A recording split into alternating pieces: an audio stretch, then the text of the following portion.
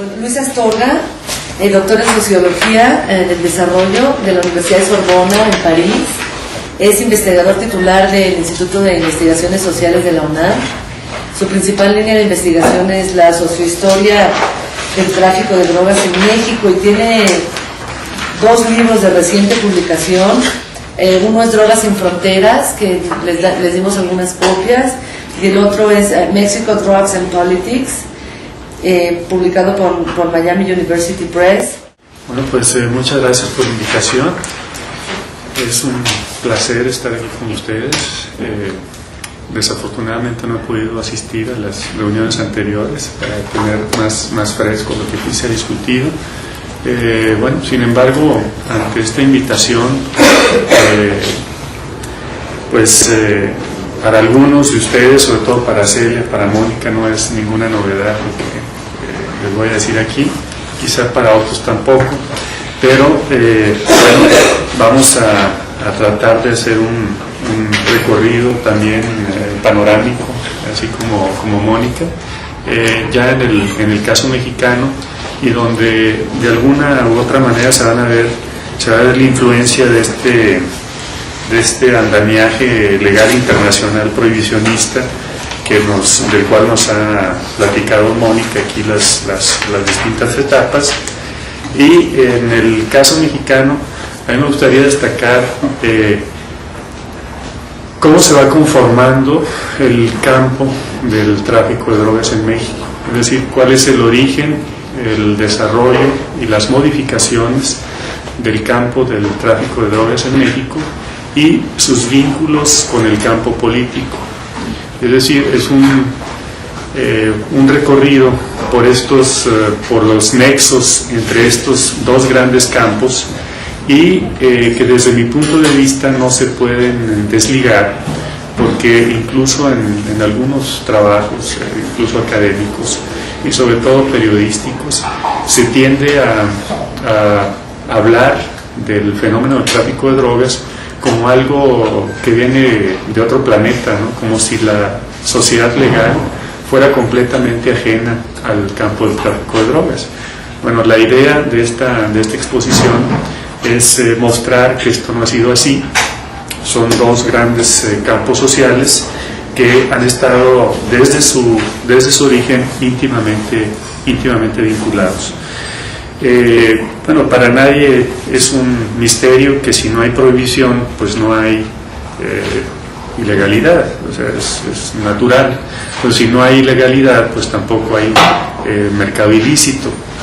Es decir, antes del surgimiento o del inicio de este andamiaje prohibicionista, tanto en el plano internacional como dentro de Estados Unidos, en el caso mexicano, como en el caso de gran parte de los demás países, las sustancias psicoactivas que más han preocupado desde hace varias décadas, incluso siglos a varios países, pues siguen siendo básicamente las mismas, ¿no? Sobre todo el opio, pero también la marihuana y la hoja de coca y sus derivados.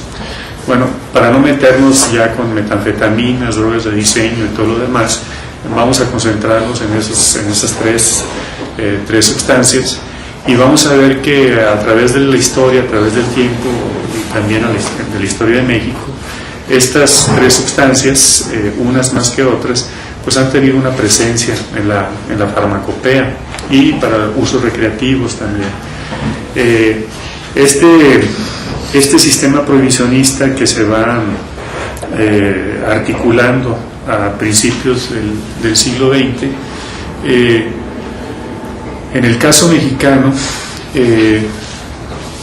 lo que sucede en México en esa época, a principios del siglo XX, cuando se están dando estas discusiones, pues es la Revolución Mexicana. O sea, hay un fenómeno sociopolítico muy particular que impide una aplicación inmediata, por más que algunas personas que estaban más o menos al tanto de estas discusiones hubieran tenido la intención de aplicarlas en el caso mexicano. A pesar de eso, por ejemplo, sobre todo a raíz de la ley Harrison en 1914, ¿no?, que destinada a prohibir el opio, y ya se menciona incluso la hoja de coca y la cocaína, aunque el mercado dentro de Estados Unidos en ese entonces, sobre todo de cocaína, para el consumo de cocaína no estaba muy desarrollado. En el caso mexicano, las fuerzas en conflicto en ese momento, sobre todo Carranza, establecen unos mecanismos de control, pero que iban que en ese contexto sociopolítico era imposible aplicar en todo el territorio nacional, puesto que no se tenía el control del Estado y mucho menos del resto del territorio. Y además, en términos prácticos, una vez que se da la prohibición a raíz de la ley Harrison en Estados Unidos, bueno, la producción de amapola en México ya había, según los censos de la flora mexicana, ya se tenía conocimiento de la existencia de la dormidera en territorio mexicano, sobre todo en el noroeste del país. Bien, con la prohibición, evidentemente el sobreprecio que se genera con las prohibiciones, porque la demanda no disminuye, al contrario, además el opio y los derivados eran de uso común y estaba muy extendido. Eso hace que el tráfico que se empieza a dar de opio, que en México era legal, era, digamos, comercio legal, pero cruzando la frontera se convertía en crimen, se empiece a dar hacia Estados Unidos, básicamente por dos lugares de cruce, que van a ser Mexicali y Tijuana.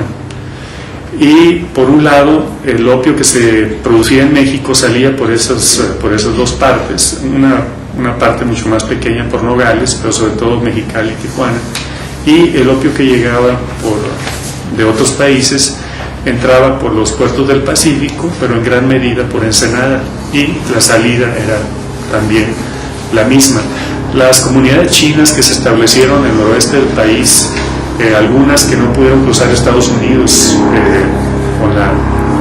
cuando se estaba construyendo el ferrocarril allá en California, y otros que por decisión propia se quisieron quedar en México, contribuyeron también a que los usos sociales que los mismos chinos hacían del opio y sus derivados, sobre todo el opio para fumar, y el establecimiento de comunidades chinas en el noroeste del país, pues a raíz de las prohibiciones en Estados Unidos ya había por lo menos un grupo social con conocimientos mucho más avanzados que los mexicanos para el cultivo, el procesamiento y el tráfico. Hay que recordar que las comunidades chinas en Estados Unidos, sobre todo en California, eran los vínculos también, las redes naturales de intercambio comercial, que después se convirtieron en comercio ilegal.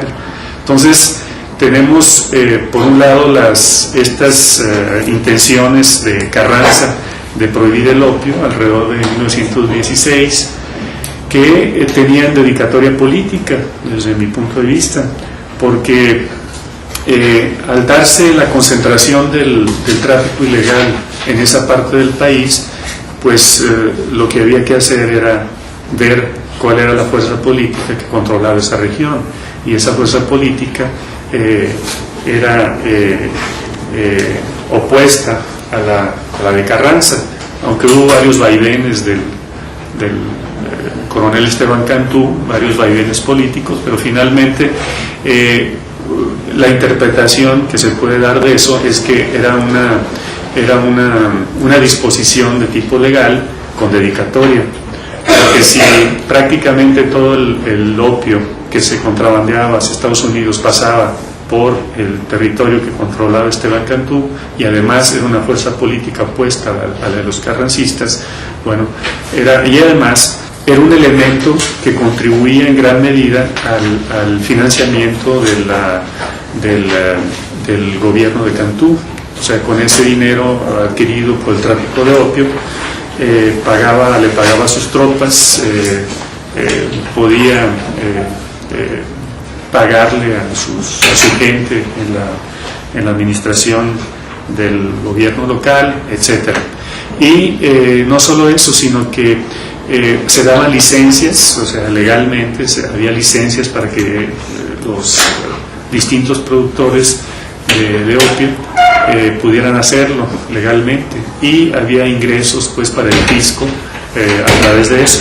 También que no se quería disciplinar a las reglas, o sea, quien quería irse por la libre, pues se le decomisaba el opio y se le revendía a los que tenían licencia, o se revendía en el mercado negro. Y eso se hacía a través de gente muy cercana a la propia principal figura política del Distrito Norte de Baja California, que era Esteban Cantú, a través de sus principales operadores políticos y familiares. Lo interesante acá es que no es sino hasta 1920, ya que se empiezan a consolidar las fuerzas, cuando México establece la primera prohibición sobre una sustancia ilícita, ya con carácter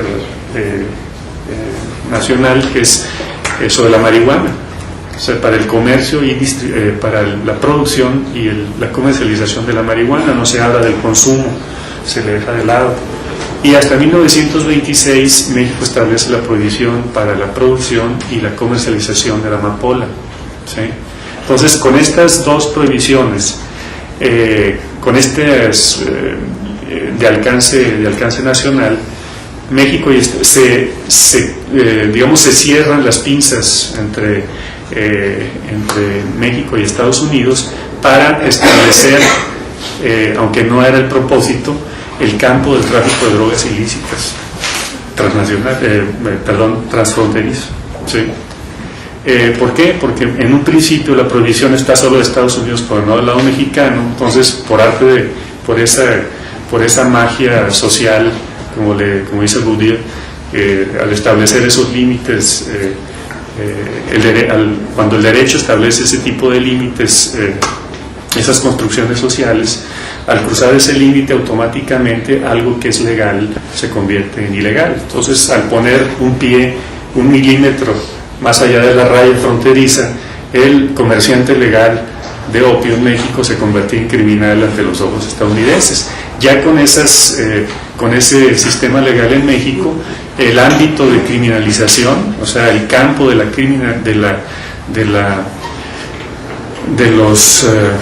tráfico de drogas ilícitas se va adquiriendo forma, y por supuesto los agentes sociales, que van a ser los principales agentes sociales de ese campo, son los traficantes de drogas ilícitas.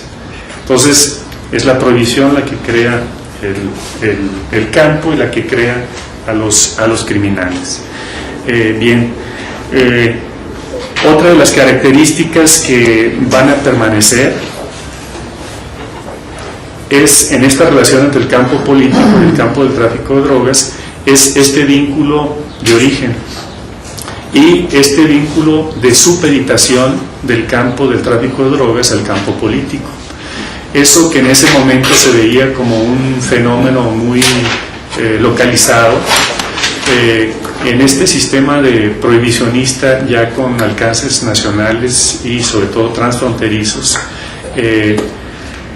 y los ejemplos que se van a observar posteriormente, después de la revolución, van a ser, es como si esta relación que se da en la época de Cantú hubiese sido el entrenamiento o digamos el inicio de lo que posteriormente se va a conformar como algo estructural, como un fenómeno estructural, ¿no? Donde por un lado la concentración de cultivos de amapola en el noroeste del país, sobre todo Sonora, Sinaloa, Chihuahua y Durango, y los lugares de cruce, los principales lugares de cruce de este tipo de mercancías hacia Estados Unidos, van a hacer que los gobernadores de esas regiones, tanto de producción como de tráfico, dependiendo de en gran medida no tanto de las posibilidades reales para realizar negocios ilícitos que les permitía su posición dentro del esquema de poder político, sino también de sus inclinaciones personales, porque aunque no lo crean, hubo gobernadores que no metieron la mano tan abiertamente como otros, y tampoco los testimonios fueron muy precisos al respecto, hay que decirlo también, porque era una clase política que no se investigaba a sí misma. O sea, las características que va a adquirir el Estado posrevolucionario con ese predominio del Ejecutivo, ¿no? La formación del partido de Estado, las características también de las Fuerzas Armadas, ¿no? Supeditadas al Ejecutivo, y esas Fuerzas Armadas de origen popular, pero también esas Fuerzas Armadas de las cuales va a surgir la propia clase política que va digamos, a establecer a fundar este Estado posrevolucionario. Oye, una pregunta menor. Sí. Cuando el gobernador no está a cargo, ¿quién está? Esa es una primera etapa, ¿sí? La primera fase, quizás hubiera sido más fácil decirles, estas son cuatro grandes etapas, ¿no? Una etapa que va de la prohibición de la ley Harrison a 47, ¿no? Que es al 47, por razones que voy a decir posteriormente, del 47 al 85 como grandes etapas, y del 85 al 2000 y del 2000 en adelante, ¿no?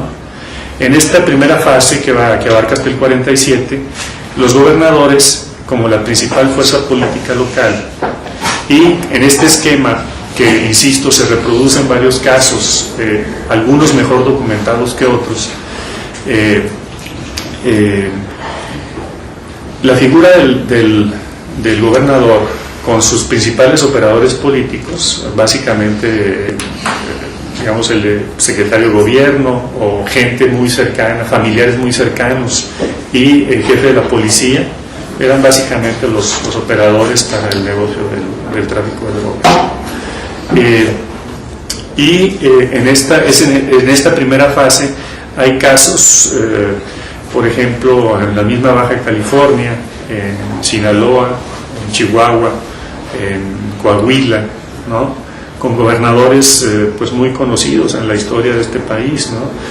Nazario Ortiz Garza en el caso de Coahuila, ¿no?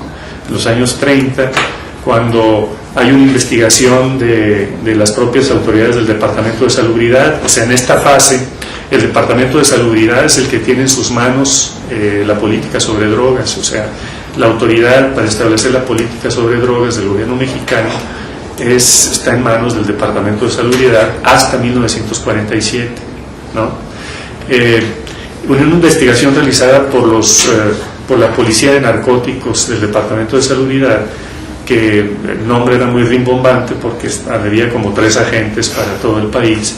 En esta investigación se les encarga hacer esta investigación del opio que se contrabandeaba por ferrocarril entre la Ciudad de México y Ciudad Juárez, por ejemplo. Entonces iban siguiendo la ruta, iban investigando quiénes eran los operadores de este negocio.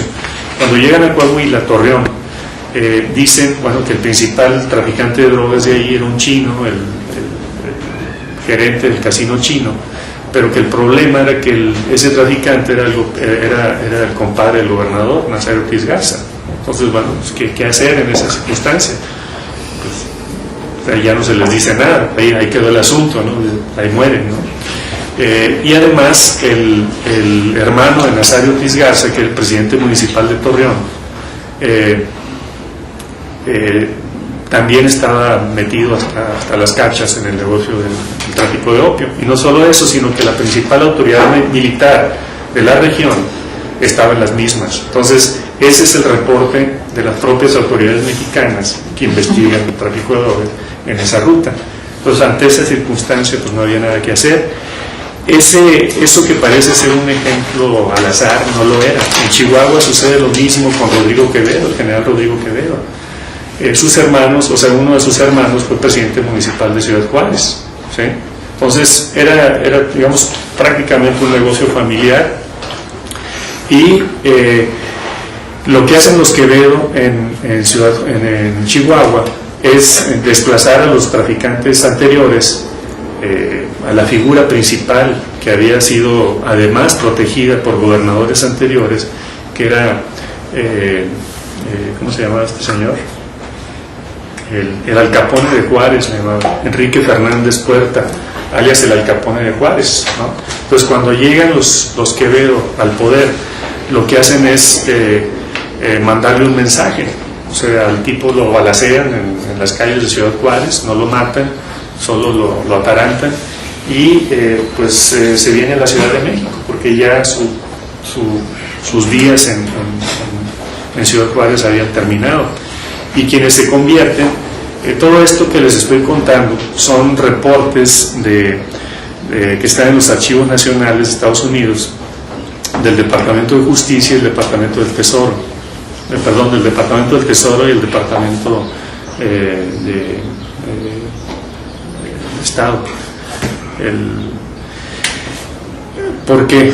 Porque el Departamento de Justicia, ahí estaba en un principio la oficina de la cual hablaba Mónica, la de Harry Anslinger, que después, Departamento del Tesoro, perdón, y después pasa al Departamento de Justicia, ya por ahí en los finales de los 60, principios de los 70, ¿no?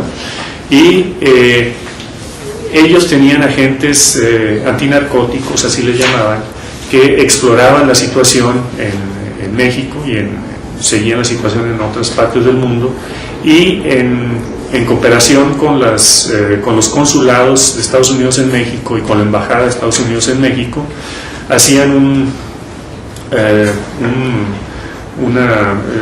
digamos, investigaciones sobre el terreno, enviaban sus informes a Estados Unidos, donde generalmente se topaban con estos asuntos políticos. No era el objetivo principal de ellos. El objetivo principal era detectar traficantes y detectar plantíos, ¿no? Pero siempre se topaban con la política. Entonces, en algunos casos estos informes son mucho más explícitos, con nombres y apellidos, etcétera, y en otros casos lo dejan un poquito así como me dijeron que, o el informante X, ¿no? Que el informante X podía ser el propio jefe de la policía, o miembros de la policía, o miembros de la clase política local, o empresarios estadounidenses, sobre todo agrícolas, en el noroeste del país, ¿no? Entonces las fuentes eran varias, y con eso armaban sus expedientes. Bien, esa era, digamos, y en algunos casos eran las propias investigaciones del gobierno mexicano, ¿no? El interés de esto no era, insisto, ver cuál era el nexo entre el campo político y el campo del tráfico de drogas. Lo que les interesaba a los estadounidenses era detectar plantíos, y en esta lógica que ha señalado Mónica, interesados principalmente por el control de la oferta, y con números decían: nos sale más barato destruir cultivos en México o en algún otro país que pagar agentes fronterizos a todo lo largo de la frontera con México, o sea, crear más puestos de vigilancia en la frontera, y más caro todavía, una vez que ingresa la droga a Estados Unidos, andarla rastreando. Entonces preferimos meter $1,000 en destrucción de cultivos a invertir $1 millón en todo lo que nos costaría lo demás, ¿no? Hay algunos reportes que son tan explícitos que, insisto, está ese tipo de cálculo, ¿no? Y en un principio las investigaciones de estos agentes antinarcóticos en México, lo que hacían era, venían a México. Hay que pensar en el estado de las rutas en ese momento, de las carreteras, muchas veces era pura terracería. Entonces, a donde llegaban principalmente eran los lugares más cerca de la frontera, Sonora, ¿no? Entonces llegaban a Sonora, a distintas partes de Sonora, hacían un reporte. El gobierno de Estados Unidos, a través de la oficina, el FBN, ¿no? La oficina de Anslinger, y a través del Departamento de Estado, decían el gobierno mexicano, Departamento de Salubridad, y al presidente: Fíjense que hay tantas hectáreas, hay un cálculo de tantas hectáreas en estas regiones. Se calcula que la producción podría ser de tanto, y eso nos va a afectar a nosotros porque está destinada al mercado estadounidense. O sea, el mercado de consumo en México de opio y opiáceos todavía hasta la fecha no ha sido muy relevante, ¿no? Mucho menos en ese entonces. Y había también una conciencia de parte de los cultivadores de que era más bien un valor de cambio, que tenía más valor de cambio que valor de uso, ¿no? Y entonces cuando decían están estos cultivos, bueno, ¿qué hay que hacer? No, pues que no tenemos medios, decía el gobierno mexicano, o sea, tenemos 3 agentes antinarcóticos, ¿no? Pues ¿qué hacemos? No, pues bueno, ¿cuánto necesitan? Pues tanto. Les vamos a dar todo el dinero para las campañas de destrucción de amapola. Entonces, el inicio de las campañas son los años 30, y en un inicio Estados Unidos financia el 100% de las campañas, el 100%, y le paga. ¿Qué implicaba eso? Pagar sobresueldo para los 2-3 agentes de drogas, para las policías locales, o sea, municipales y la policía judicial del estado, que apoyaban en la destrucción, o sea, necesitaban mano de obra para destruir las plantas. Y la primera vez que intervienen las Fuerzas Armadas en destrucción de cultivos en México es en una campaña contra la amapola en Sonora en 1938. También le pagaban sobresueldo a los militares, también pagaban por la renta de las bestias de carga, ¿sí? Por todo, absolutamente todo. Entonces, posteriormente el esquema se va modificando, una parte la pagan los gobiernos locales, otra el gobierno federal y otra Estados Unidos, ¿no? Pero ese era, digamos, el modus operandi de las campañas insisto, el contexto con el que se van topando generalmente, y más frecuentemente en el caso de Sinaloa, donde la política va a estar siempre presente, ¿no? Y lo interesante de destacar aquí es que, como desde un inicio, el campo del tráfico de drogas no está supeditado al campo político. O sea, no se va a ver, por un lado no se ve que haya nacido ajeno al poder político, y por el otro lado hay una marginación desde un inicio de los traficantes del poder político, ¿no? Hay por lo menos parece ser que hay una claridad desde un inicio en no darles no abrirles ninguna puerta para entrar a la política, a la clase política, a los traficantes. Se les mantiene al margen y se les mueve, se les extorsiona en esta lógica, ¿no? Y se aprovechan los recursos de los obtenidos por el tráfico de drogas. No son los recursos fabulosos que conocemos en la actualidad, sin embargo son ya lo suficientemente atractivos como para que la principal fuerza política local no meta la mano, ¿sí? Entonces, en el 47 viene una modificación importante, porque si bien en este esquema hay una relación directa entre gobernadores, sus principales operadores policíacos políticos y el campo del tráfico de drogas, a partir de 47 esta relación directa va a tener una mediación estructural muy importante. En 1947 las autoridades mexicanas deciden trasladar la autoridad a la PGR para que maneje los asuntos de drogas, ¿no? Pero también en 47 el gobierno de Miguel Alemán, el primer gobierno civil después de la Revolución, crea la Dirección Federal de Seguridad y también le da atribuciones para intervenir en asuntos de drogas, ¿sí? Entonces, la policía política del presidente, el presidente se las arregla para tener información y control directo, ¿no?, de primera mano de los asuntos de drogas, sin necesidad de pasar, aunque en ese esquema de dependencia igual. Pero lo interesante aquí es que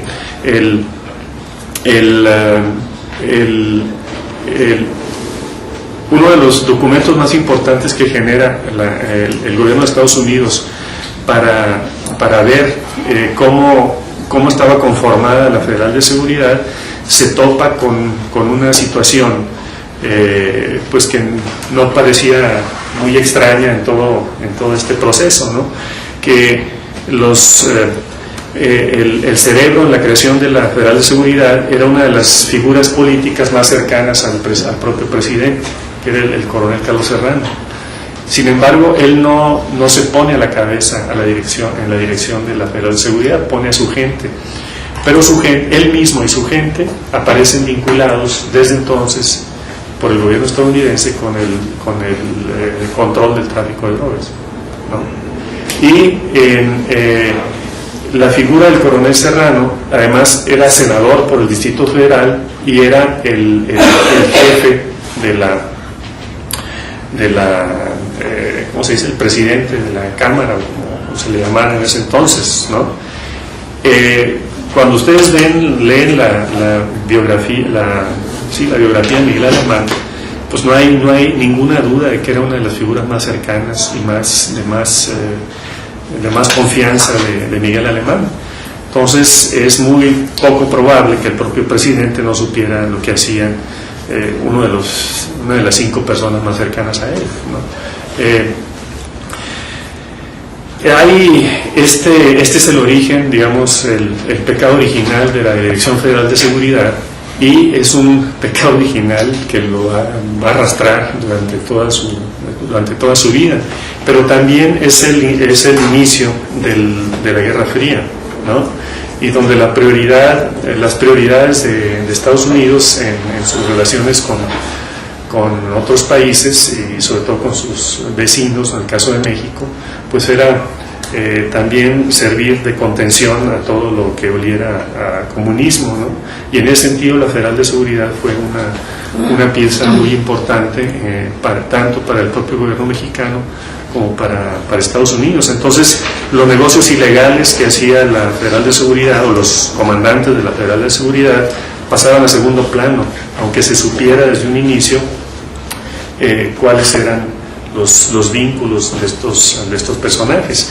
A Carlos Serrano se le llamaba el recaudador personal del impuesto para el presidente. Ese era el término eufemístico con el que se le conocía en los círculos estadounidenses, ¿no? No había, digamos, ninguna duda tampoco de lo que era capaz este personaje y de lo que realmente hacían, ¿no? Incluso su auto particular fue decomisado en Laredo, Texas, cargado de opio, y el auto estaba conducido por el sobrino del tercero en la jerarquía de la Federal de Seguridad. Fue un escándalo que México y Estados Unidos callaron durante 2 años, y otra de las características de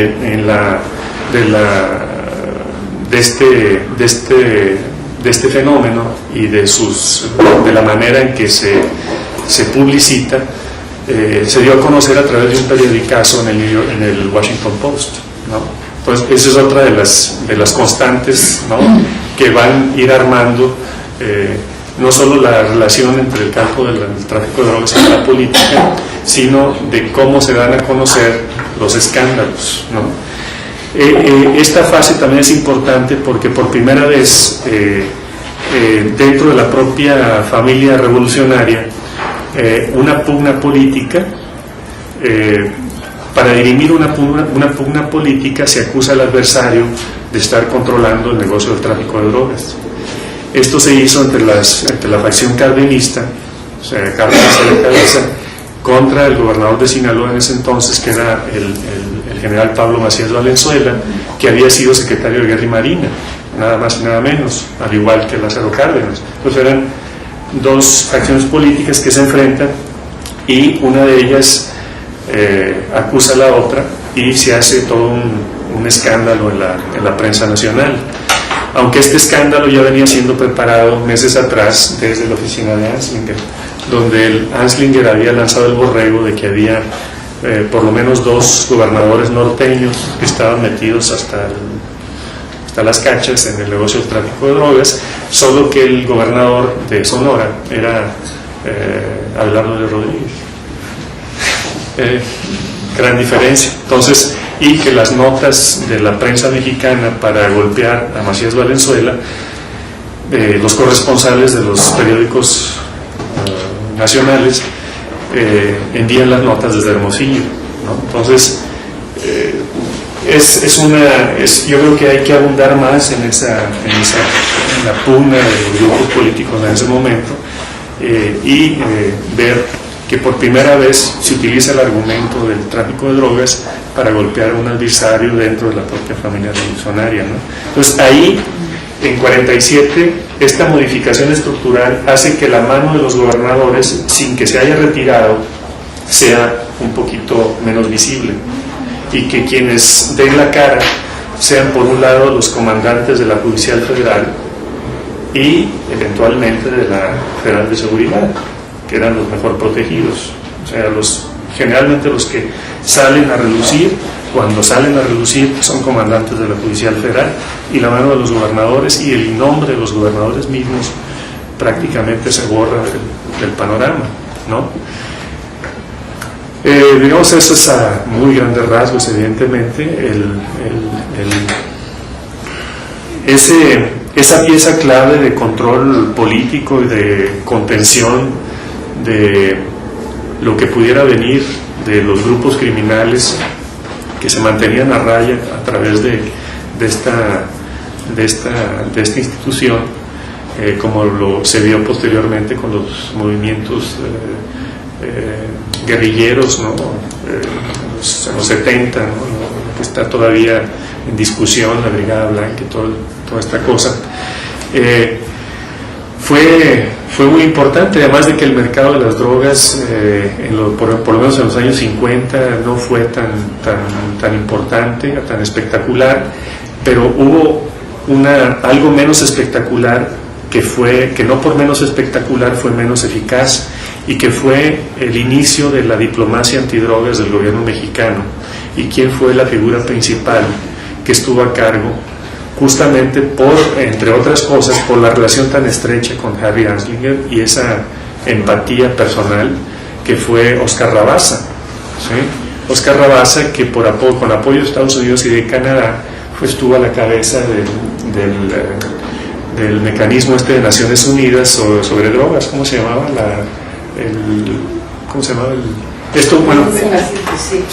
La Comisión Internacional de Estupefacientes, ¿no?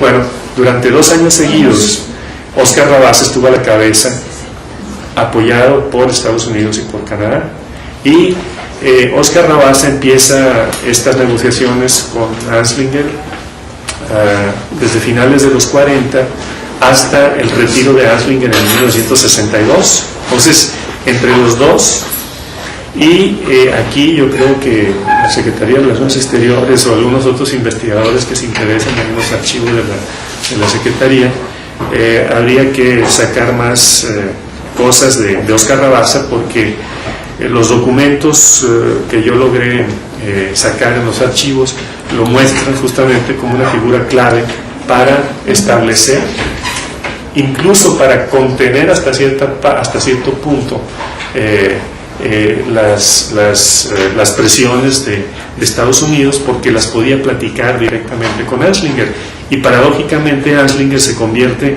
en los años 50 en el principal defensor ante otros miembros de la democracia estadounidense, en el principal defensor de México en asuntos de droga, cuando había otros sectores que estaban tratando de golpear mucho al gobierno mexicano, diciendo que no hacía lo suficiente en contra de las drogas. Anslinger era el primero que salía y decía: por favor, están haciendo un trabajo excelente, ¿no? Mi amigo Oscar Rabasa, no hay ningún problema por ahí, ¿no? Y la idea de Anslinger era, pues, que ir avanzando con pequeños pasos, en lugar de que se exacerbara el nacionalismo mexicano y que diera marcha atrás en esos avances que se había logrado en esa diplomacia antidrogas bilateral, ¿no? Bueno, lo de la Federal de Seguridad, bueno, esto ya viene a darse le dan al traste ahí en el 85 con el asunto Camarena, que seguramente todos recuerdan, ¿no? Que agente de la DEA. Y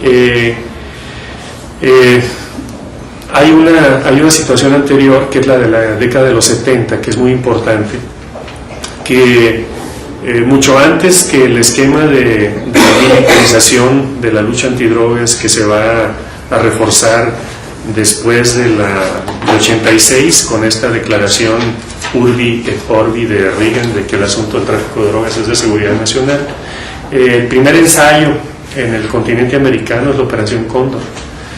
De facto, las Fuerzas Armadas tomaron en sus manos la política sobre drogas.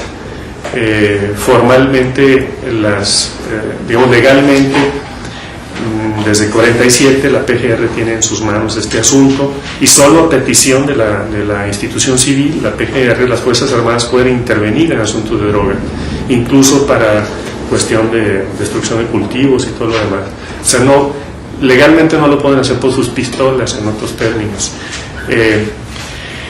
Con la Operación Cóndor fueron, según los testimonios de la época, las notas de la época, alrededor de 10.000 efectivos militares que fueron enviados al noroeste del país con el objetivo de destruir los cultivos de amapola, sobre todo.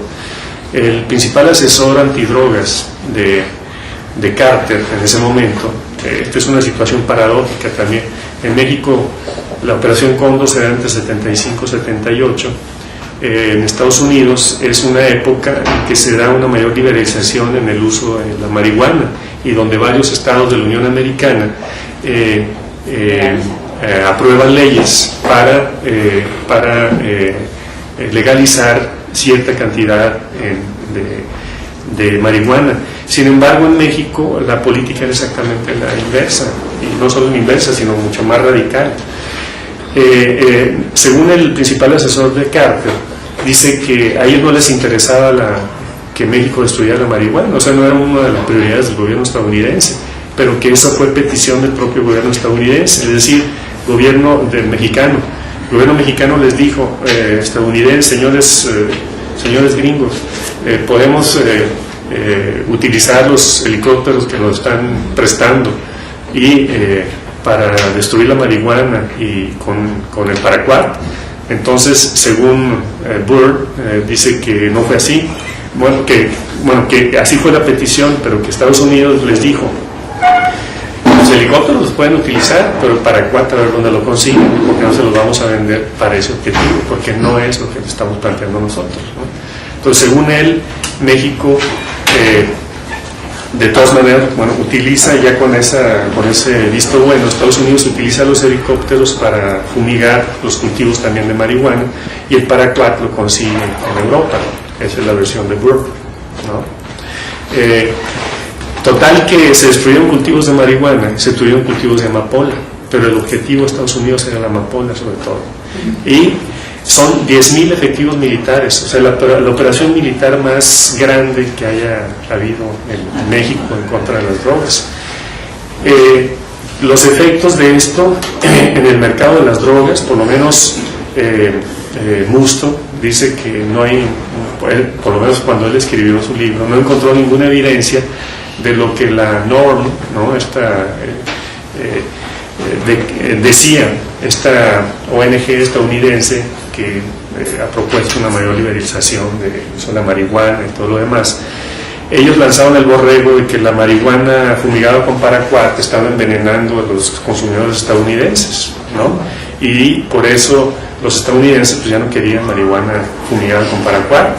Entonces dice David Musto, que es uno de los que trabajan en un primer momento sobre todas estas cosas, que nunca se encontró evidencia de eso, de esa cuestión, pero que sin embargo tuvo efectos prácticos. Efectivamente, bajó la producción de marihuana, bajó la demanda de marihuana mexicana en Estados Unidos, y ahí es donde entra el mercado internacional de las drogas como jugador importante Colombia, ¿no? Entonces, aquí lo interesante es destacar que en la Operación Cóndor, de facto, México, y así es visto por analistas de la CIA de la época, México de facto estaba viendo el fenómeno del tráfico de drogas como asunto de seguridad nacional, al poner a las Fuerzas Armadas a la cabeza de la lucha antidrogas, y donde la PGR pues era un figurante más, o sea, quien llevaba la batuta eran las Fuerzas Armadas.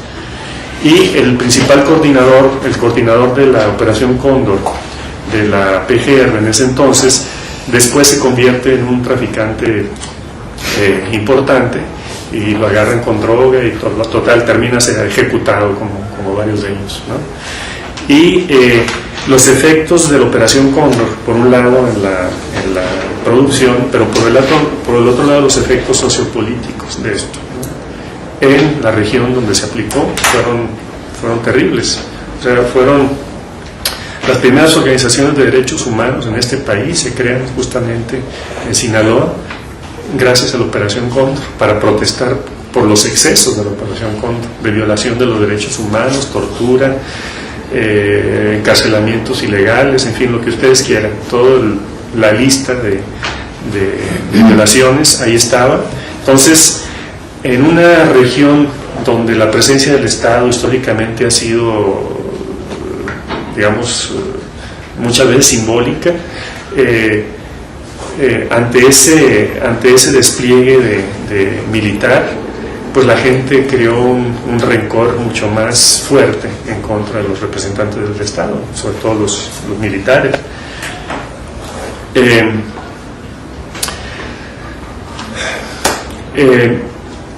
Esto digamos, volvió a su causa relativamente normal. El mercado de la cocaína empieza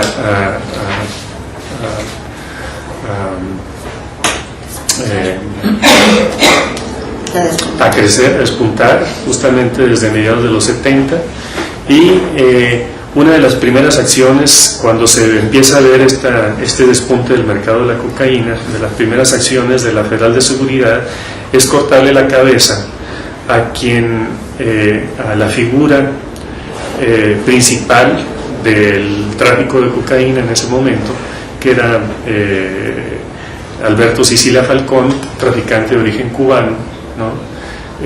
Y el negocio del tráfico de cocaína queda en manos de los sinaloenses, que ya eran los principales traficantes de amapola y marihuana en el país, ¿no?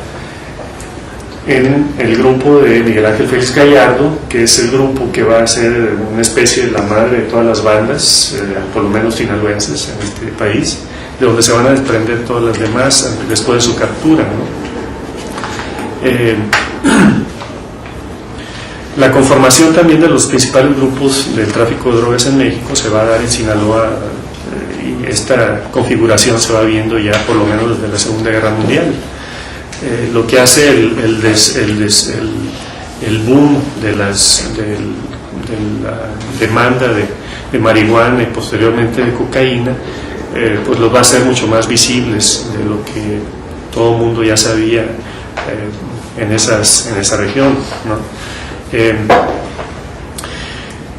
Con el asunto de Camarena y la desaparición de la Federal de Seguridad, el Estado mexicano se queda sin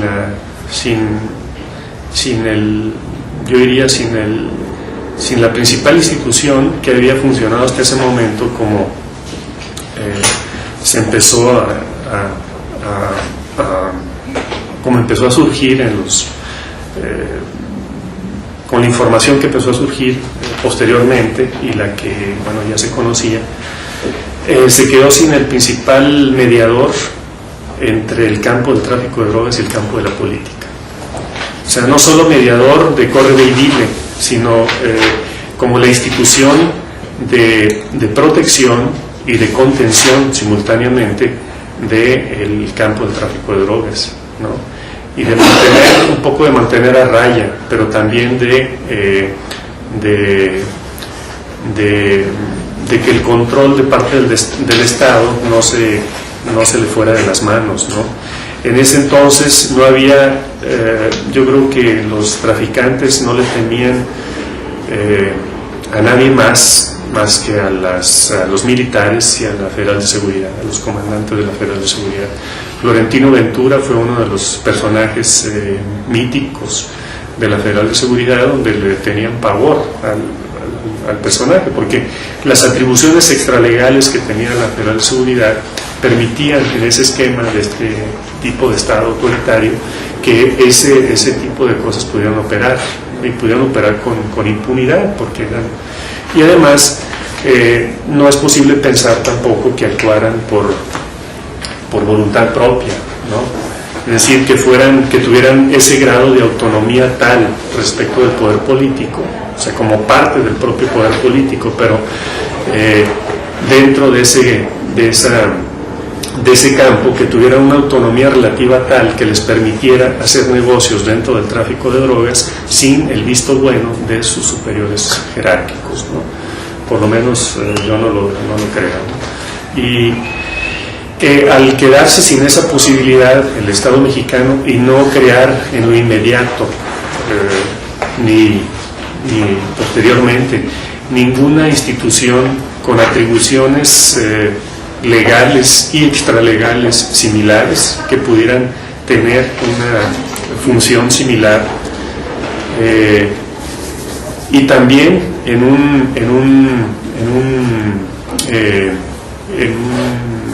un momento en que se está observando también, por un lado, resquebrajamiento de esa propia estructura de poder, y por el otro lado el ascenso de la oposición política y el logro de posiciones de poder de parte de la oposición política en distintos ámbitos, ¿no? Va a ir creando las bases para una mayor autonomía relativa de parte de los traficantes respecto del poder político, ¿sí? O sea, yo no lo llamaría autonomía total, sino una autonomía relativa, porque todavía el Estado mexicano va a contar, el ejército, las Fuerzas Armadas van a ser clave ahí, con una institución que, en caso de extrema urgencia, pues ahí está para ser utilizada.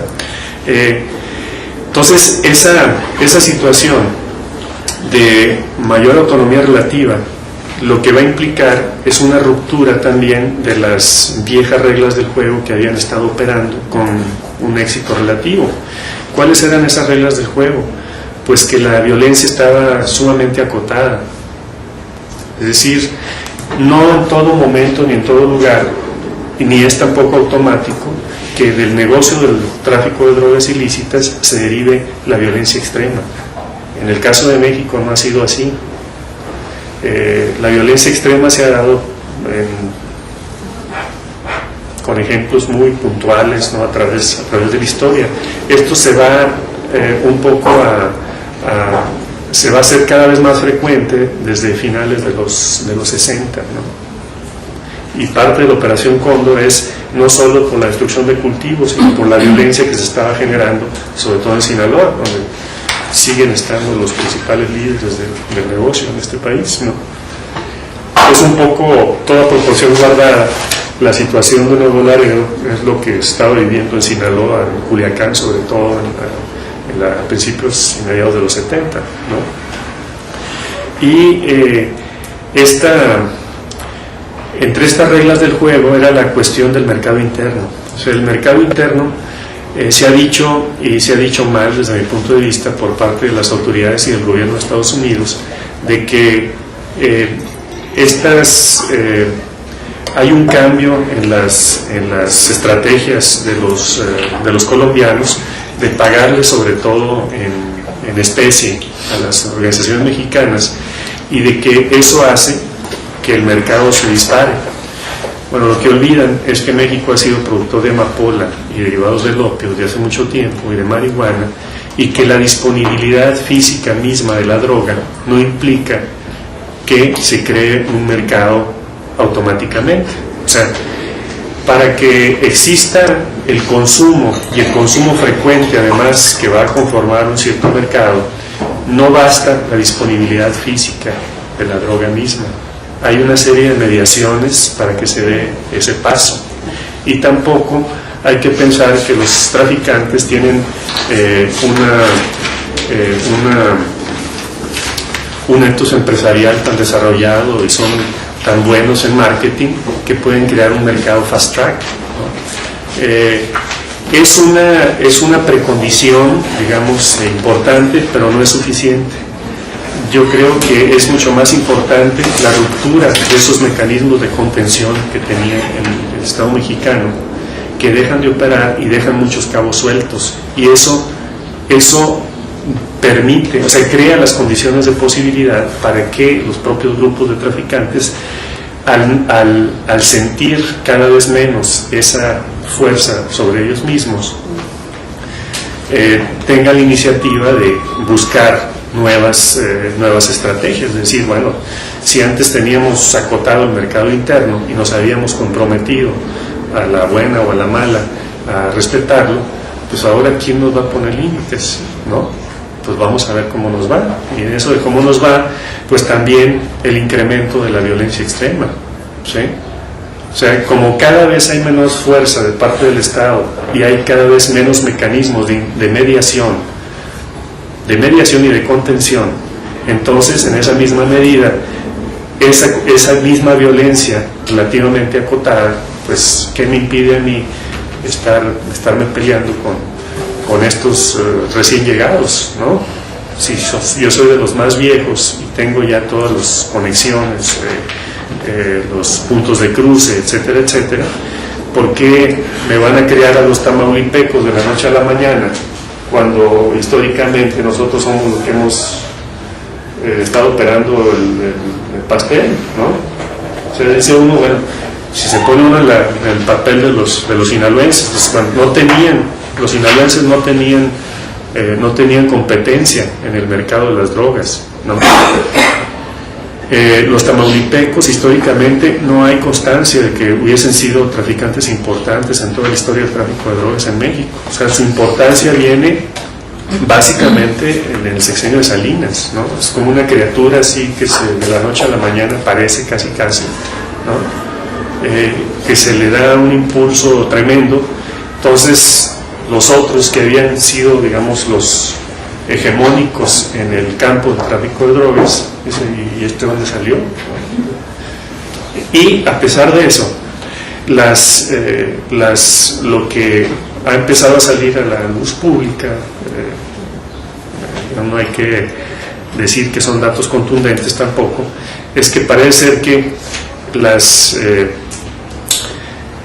este nexo entre poder político y el campo del tráfico de drogas pues estaba ahí presente, y no había una pugna como la que se observa en la actualidad, por ejemplo, entre el grupo de Ociel y el grupo de Chapo. Y hay que decir además que antes de la muerte de Amado Carrillo, cuando extraditan a García Ábrego,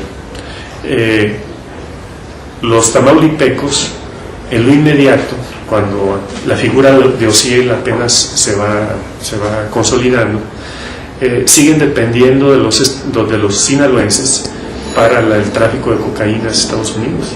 O sea, básicamente de Amado Carrillo con sus operadores en la península de Yucatán y en Veracruz, ¿sí? Con el metro en la península de Yucatán, y Albino Quintero, otro sinaloense que era el principal operador y cruzador de cocaína vía Tamaulipas. Incluso el propio Albino así lo relata, ¿no? en su declaración ministerial, ¿no?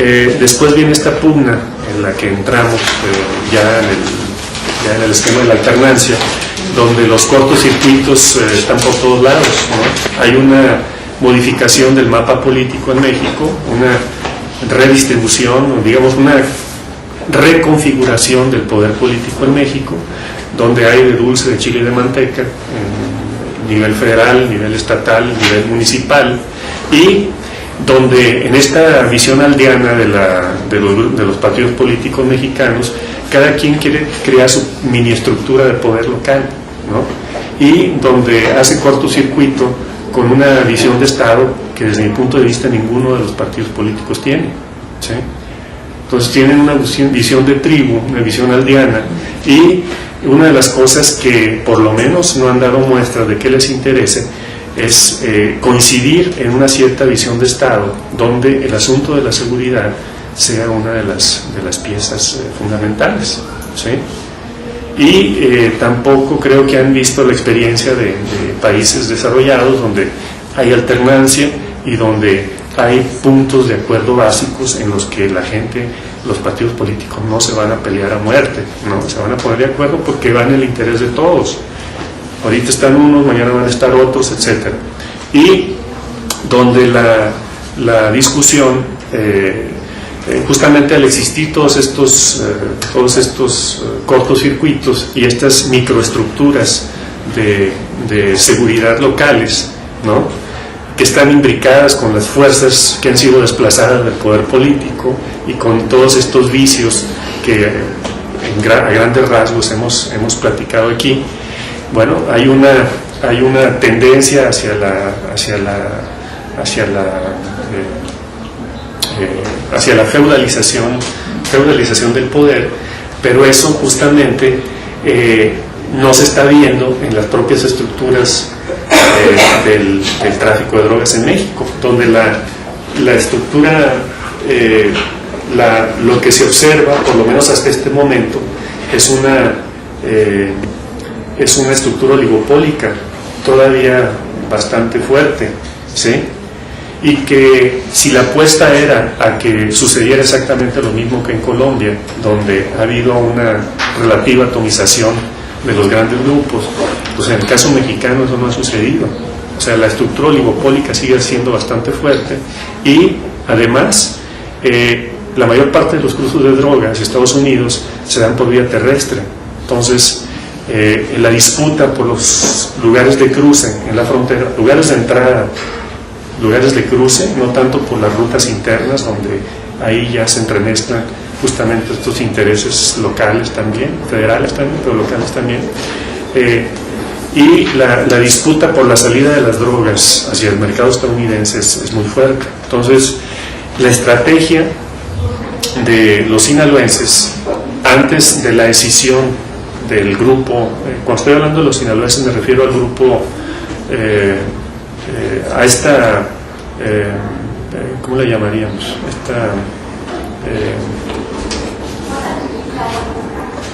Esta coalición de bandas sinaloenses que ha sido la más compacta históricamente, donde están el Mayo Zambada, el Azul, el Chapo, los Carrillo en un primer momento, ¿no?, y que se escinde a raíz del asesinato del menor de los Carrillo, y por el otro lado el otro grupo sinaloense que es el de los Arellano, y por el otro lado el de Ociel. Bueno, como estrategia de los sinaloenses de origen rural ya estaba el atacar a los Arellano por el noroeste y el atacar a Ociel por el noreste. Lo que hace que disminuya la fuerza relativa de esta coalición es el asesinato del menor de los Carrillo, pero esa estrategia ya estaba ahí, ¿no?, que se ha agudizado, y la estrategia es que si tiene éxito el Chapo Guzmán en sus enfrentamientos con Ociel, el control de la frontera va a estar en manos sinaloenses, aunque estén peleados algunos, pero también este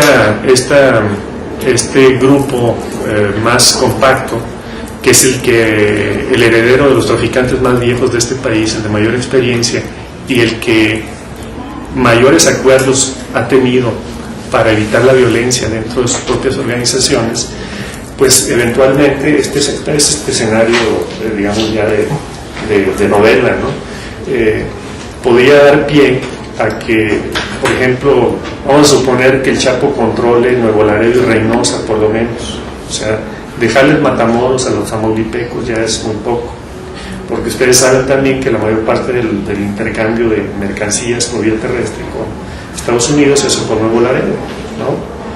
Entonces de ahí justamente que Nuevo Laredo sea tan importante, no es porque sea muy bonito Nuevo Laredo, ¿no?, es más bien lo que representa en términos de probabilidades de éxito para el cruce de mercancías ilegales, ¿no? Y ya no me extiendo más. Muchas gracias.